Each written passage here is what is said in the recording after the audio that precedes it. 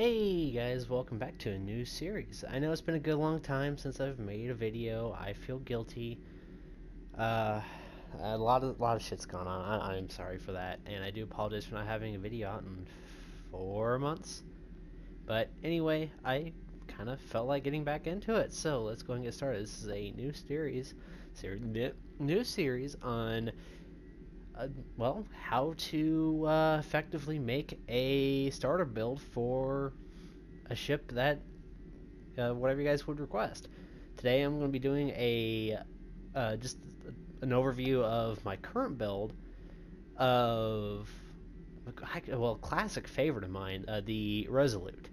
Now this is a Federation Tier 6 or T6 cruiser. It is an engineering cruiser, so it does have a lot of engineering slots. It is also a command cruiser, so it does have a command slot. I'll be going over all this. I'll be going over the basics, and just note, people, this is for uh, mainly you people who have gotten to level 60, want to get into PvP, and want something decent so you're not instantly slaughtered, and you also want something competitive. You know, it's just there to get you started, and you can modify it on your own. So let's go ahead and get started. Alrighty, so let's go ahead and start off with the basic thing. Cruisers are a sort of a multi-role in the field. Some cruisers are sort of on the slower side, but can just take an absolute beating. Some cruisers are on the faster side, such as battle cruisers, but they're a bit glassier, but they have a higher damage output. It's really up to you and what you want to find for a balance. If you want, I can do a battle cruiser video, as I do have the Eclipse. I love that ship until it got nerfed, unfortunately. That was a beautiful ship. Anyway, let's go ahead and start off with the basics. Just hands down, weapons first. I'm using a very basic just phaser loadout. This is accessible to literally everybody. And the reason why I went the phaser loadout is because not only is it accessible to everybody, it's, believe it or not, one of the least countered weapons from what I've seen on the PS4 PvP for STO. No, this is a PS4 tutorial if you haven't been able to tell already.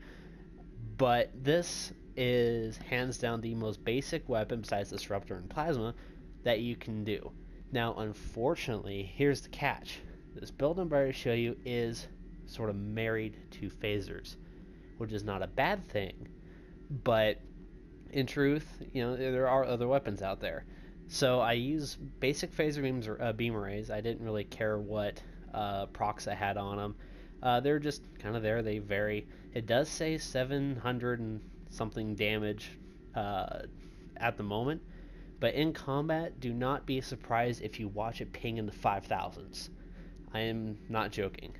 But anyway, let's go on to the more advanced weapons on this ship, such as the Quantum Phase Beam Array. This is a phaser, obviously, but it also has the chance to drain from the enemy shields and restore your shields, which is what makes this a brilliant weapon to have.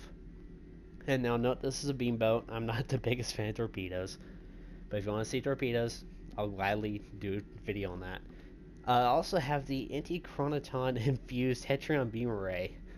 Not saying omnidirectional, but anyway, this is just kind of there not only to get the set ability that comes with this, but it also adds Tetrion damage, which, as for those who do not know, Tetrion is the ultimate shield killer.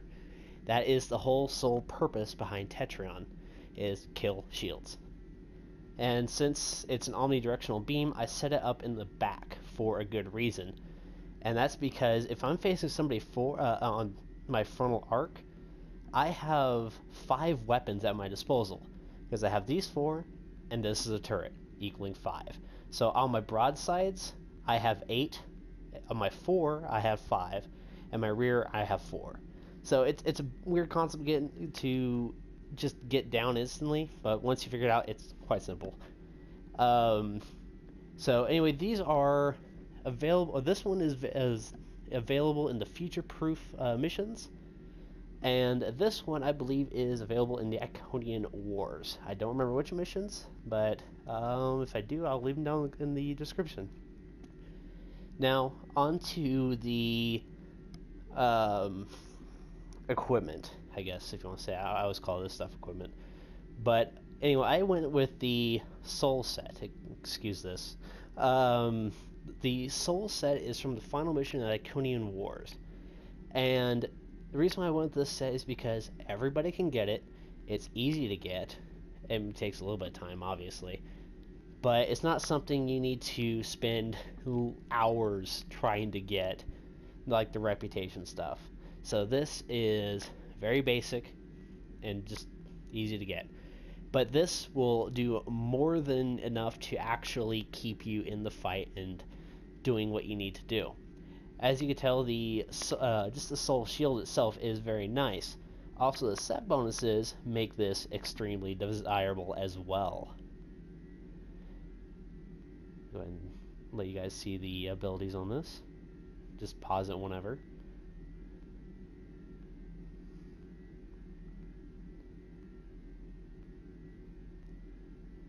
But that aside, I went with a different warp core. I didn't go with the Soul set because, well, first of all, the PS4 edition, I cannot seem to get it. It does not appear for me. Not sure if that's a bug or anything. It's supposedly in the game, but it isn't. But anyway, I went with the Temporal Phase Overcharged Warp Core. And I believe this is also in the Iconian War. I believe, or it's in Future Proof. One or the other. But there's a good reason why I have this, but besides its actually pretty damn good abilities. And it's because of the final set ability. Anti-Chronoton Infused Tetrion Discharge. That alone makes this fairly worth it. This is a very good way to take down, just a pesky escort shields. Say they're getting on your ass and you just starting to get pissed off at them. Just bring this out, their shields will be gone. So, very nice thing to have. The next thing is, since we're going basics here, and I know fleet stuff was just added, so for those who are planning on spamming me in the comments for having phaser relays instead of vulnerability locators, oh my god, shun me, throw me in the brig. Because you know what? I don't have them yet. And second of all, that's fleet shit. You have to be in a fleet. And of course, if you're not, then you're kind of stupid. Sorry. But you need to be in a fleet in order to get those, and they're very, very expensive. So, next compromise, phaser relays, or whatever damage console you get. And please, I cannot stress this enough, I should have said this at first, do not use anything less than Mark 12 equipment. Anything less and you're killing yourself. Mark 12 being the minimal. And the reason why I say that is, yeah, you can have the lesser stuff if you're just wanting to do PvE. But if you're going to PvP, you're going to get eaten alive. That is no joke. Mark 12, minimal. Hands down, case closed. Anyway, I went with 3 phaser relays just because there's really no point behind having anything else there. I'm not using torps or anything. And also, I have a bit of a secret to getting an extra tactical console on this ship, which for those who actually know the console, you can see it right now, but I'll point it out in a bit. Because most cruisers have 3 tactical consoles, unless if it's a tactical specific cruiser, then it would have 4, I think, at most. Escorts, I think, have 5, depending which ones you have.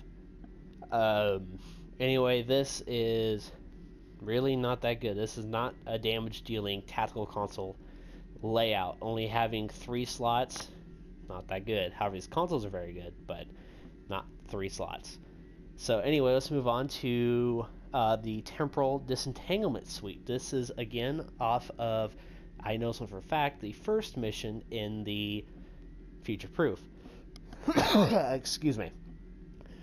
And this is very nice because this is also auxiliary power setting, which I'll go over later. With this build, auxiliary power is huge.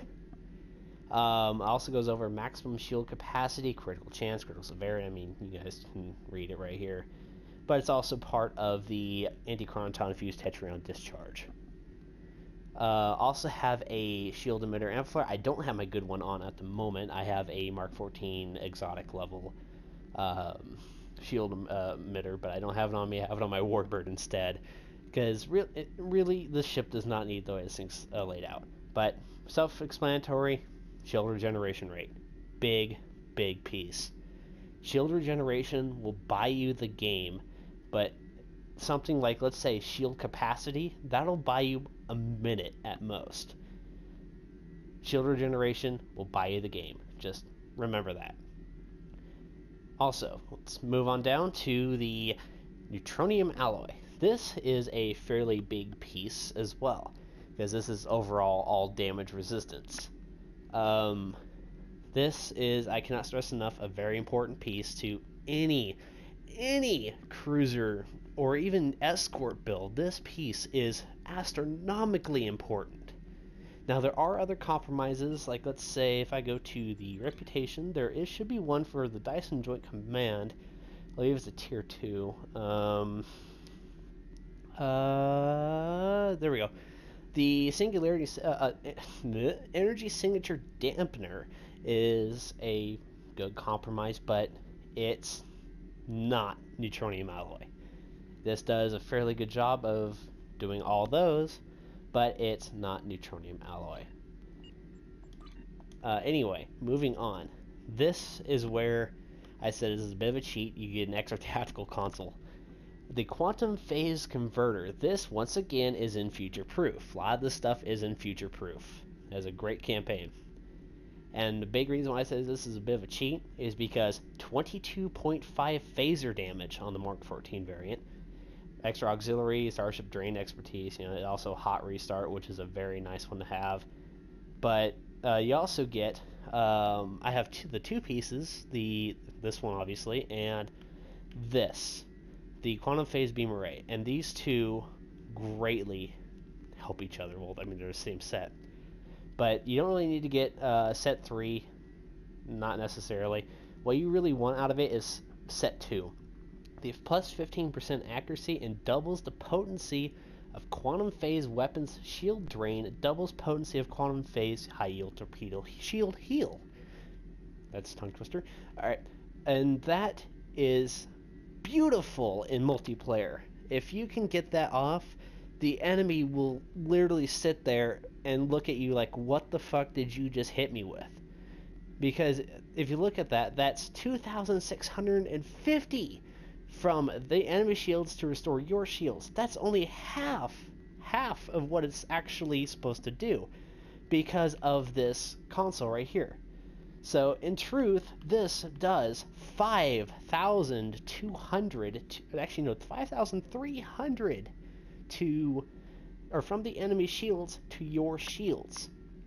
And each shot from it has a 2.5% chance of doing it. And really, 2.5% chance doesn't sound big, but it's huge. That is an astronomical chance. So that is a very, very nice thing to have. I mean, yeah, quantum destabilizing beam would be nice, but I mean, unless if you want to switch out for having a torpedo instead of an extra phaser right here, which you could. Get the set 3. This console here is one that I'm going to stress about. This is the Universal Hydrodynamics Compensator Mark 12. I only have a Mark 12 because before the patch you weren't able to upgrade it. This increases your weapon accuracy, engine power setting, auxiliary power setting, and flight turn rate. It is part of the A472 counter command, and really I just got the first set of it because of what it does. It's flight turn rate, weapon accuracy, auxiliary, engine power. And the reason why I kept it that way is just because that's all I need. And that's pretty much all you need. I mean, yeah, you could go with these and get the biomolecular disruptor crap and all that sort of shit, but other than that, I mean, yeah, you could get the set 2 and get the biomolecular weaponry from the A472 counter command reputation. and get the set bonus for this as well, which would be a good choice. But again, you have to get tier 4 with that. I'm just going over basic stuff anybody can get within a day or two. Moving on, this is, of course, these two are the universal consoles. These help out each other beautifully because they are part of the set. Warp core efficiency and cooldown reduction of transwarp abilities, and of course hot pursuit, extra directed energy weapon damage, yada yada yada. This ability is really nice, but it's specific to the Resolute, which is a bit of a downside. So moving on, let's go over to the next part I'm going to stress about. You are going to want, just before anything, and let's go stop myself here, before anything, make sure you get all your reputations to tier 1. And the reason why I say this is so you have the ability to get the consoles. If you have the abilities to get this console, or any of the consoles, which, tier 1, easy to get. I mean, that's literally just 2 of these things. I mean, that's where you get the Hydra and the Compensator. Just tier 1. Get it, and it will make the world of difference because you keep fiddling around and playing with it until you figure out what you like. That aside, and that's stressed enough, moving on to crew abilities. Alrighty, here we are with the crew.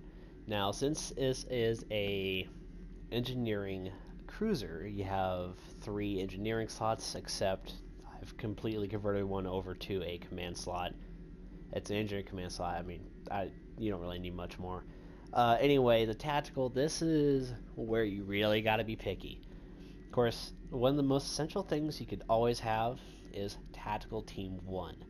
This is a very nice ability because this will allow you to get a very, very nice early start into an engagement. If you get a nice good hit off early and keep your sustain up long enough in a battle, you're good. This will allow you to get that huge punch into an enemy and get them on their cooldowns. Such as, let's say you're in PvP, you take them down an astronomical amount starting up, all their healing cooldowns are active, so they have no way to heal themselves, they're screwed. Next one is you're going to want Beam Fire at Will. This is very, very important if you have a beam boat such as myself, because this will allow you to literally take out multiple targets as quickly as possible. Now here's an issue. Power. Your power level is astronomically important in this. And there's a very good alternative to it, but you're going to have to babysit it, like your life depends on it, because it really does.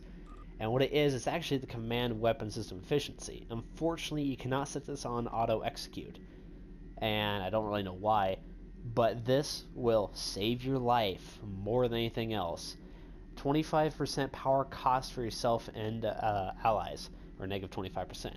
This will beautifully help and keep you above that 50 power threshold. That aside, back to crew. I went with attack pattern beta, but you can play around with this one all you want. This just drops the damage resistance rating of your enemy by a huge amount.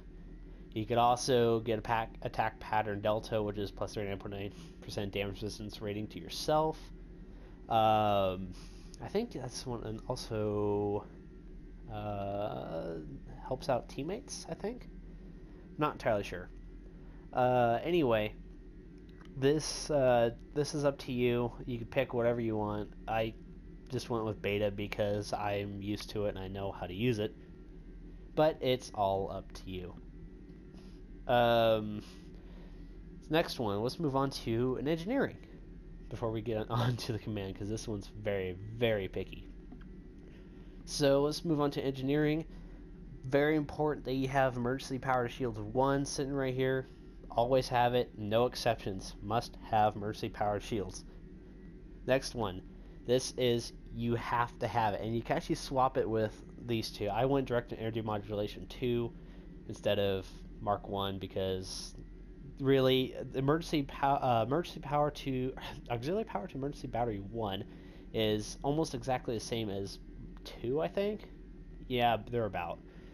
But the way your power settings will be in combat, it doesn't really make a difference anyway. You're going to be maxed out on every power, so just stick with emergency battery 1. Let's just say that, and you'll be just fine. And go with directed energy modulation 2, because it adds shield penetrating energy damage per pulse, and it is quite nice. Next one you're going to want, this has actually just happened recently with research and development. Get reverse shield polarity 3. This will save your life. If somebody hits you with, like, let's say the quantum phase torps, I think that's what they are, and takes down your shields entirely, there you go. You have this to back yourself up afterwards and get your shields back up and going instantaneously. For 16 seconds, you're literally impervious to damage. So let's go ahead and move on to the next one. It's pretty damn simple. Only one slot. Engineering team 1, hands down. Gotta have it. Excuse me. So let's go ahead and move on to my science officer. This one, fairly basic. No, I'm also not going over the officer traits because I'm just doing this as, you have officers, use them. Don't worry about min-maxing. There's not really anything. I didn't go with any specific order, and it works just fine. If you really are that OCD about it, and you can tinker around with it yourself, but that's you. Anyway, start off with transfer shield strength 1.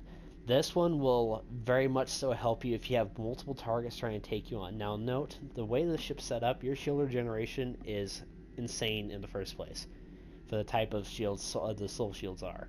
They aren't known for their generation, but this will definitely help and keep you in the fight. Shield regeneration is way more important than just instant power to your shields. So just remember that. Next one you're going to want is feedback pulse. And this is quite a nice one, especially if you have, let's say, a very high damage escort being a jackass, as they usually are. This reflects up to 0.71 incoming energy damage back to the target for 15 seconds with 50% shield penetration. This doesn't sound like much, but that really is a lot more damage than what you think. Just that little bit of extra damage can get you the leverage you need to get the high enough DPS to outdo them astronomically. And it's just overall a nice thing to have. Now, let's move on to the very, very confusing one. This is an engineer command. And the reason why I say it's confusing is because, yeah, you could have engineering abilities. But what's the point? You've already got your main ones up here. Yeah, you could play around with it all you want. I have for quite a while, but I just really haven't found anything I like for engineering setup on this one. I prefer rally point marker, but if you really want to go with it, go with 2 command abilities on her and do emergency power to weapons 2 for your second slot, and do rally point marker 2 on your third. Now, number 1, and this should always be your number 1, overwhelm emitters 1. This is very nice. You can help out your ally, or you can help out yourself. And this is very nice to have, as it does screw over your foe very nicely early on. It forces them to bring out their cooldowns for their shields. Keep that on them. Next one you're going to want is rally point marker, or rally point marker 2, whichever one you want, depending what you have your setup as. And what this does, this is a you want to set it up as like a last resort. I'm starting to take a lot of damage, and I want to still stay in the fight. As you can tell, look at the healing on this. This is beyond amazing healing for just a tier 1 ability. And this also helps out your allies as well. And what you could do is, when you see it be deployed, you can just sit there. And that's just it, just sit there and soak up the healing that it gives you over time, and just keep dealing out damage while they're trying to take away your healing. It won't work out for them. This ability has saved me so many times. See, I'll show you some gameplay that I mean I hopefully won't be talking over, so you don't have to listen to my voice, and just how this ability saves me beyond. Now it is PvE gameplay. I don't think I'll be showing any PvP because I can't seem to get a game today. And I mean, level 50 Borg with Voth mixed in are quite nasty with Undine as well. So you'll see on how that plays out. Next one you're going to want is, if you go with a different setup, then go with Direct Energy Modulation 2, I believe, right? No, Emergency Power Weapons 2. But other than that, this is more of an optional one, Suppression Barrage. And it's just that the stats are there, and this is how much you can really irritate your enemy, because that ability stacks on top of Pursuit Mode if you're using the Resolute, but this is specific to the Resolute. And I hate it when these things don't auto-execute. God damn it. Ah. And these one, Discharge Repair Nanites, you're going to want on 25% health. This is the I'm about ready to die, gimme back in the game now. Also, Temporal Phase Capacitor is also a nice one to have. Anyway, that is pretty much the way you want to have your crew kind of set up on this. Now, note this is just for the Resolute. This is the reason why I picked the Resolute, is because it is a basic cruiser. If you go to, like, let's say the Andromeda, it has similarly the same setup. Now, you don't have to go with these two consoles like I did. I did because why not? I have them. Plus, Pursuit Mode is quite nice, and Hot Pursuit down below is also very nice. But again, that is up to you. You could change it out with something different, such as I don't have it on me. All right, and let's go over stats real quick. With it right now, this is out of combat. Don't take this to heart. These stats do change drastically in combat, but just as a base, here's some base stats for you. So I have a very high crit severity, and bonus accuracy is very nice. Crit chance is, actually, I mean, that's alright, but not the best. Here's the shining part, almost 90,000 hull on the thing. Bonus defense 2.0, yeah, whatever. Hull repair rate 191.0, and believe it or not, this actually stays this way in combat. Your hull regeneration in combat is insane, and you'll see that in the combat that I'll be showing you at the end of the video. But it's wonderful. The shield regeneration out of the soul shields, this is a very nice shield regeneration. Shield capacity is very nice, but here's the awesome thing about this Resolute, is that look at the defense. That is a beautiful defense for only having one neutronium alloy, and that's actually because of the mastery on the thing. I mean, that it's just defense. That's all it is. And of course, flight speed, I don't understand all this crap. I've never been able to understand these three. But anyway, that should be it just for the overview, and to give you guys a basic idea of what to have for a basic PvP ready ship that you will be able to use semi-effectively depending how you have your team work. I've lost quite a few games in this thing, mainly because I get overly focused or just nobody's doing anything. And I have games where I'll literally go 13-0. And it's just, it works. That's just it. It just works. And if you're just got to level 60 and you're wanting to get into that sort of thing, this is a very basic build that you could modify on your own. It is as vanilla as you can get, and it is as modifiable as you can get. I hope you guys have enjoyed, and enjoy the combat.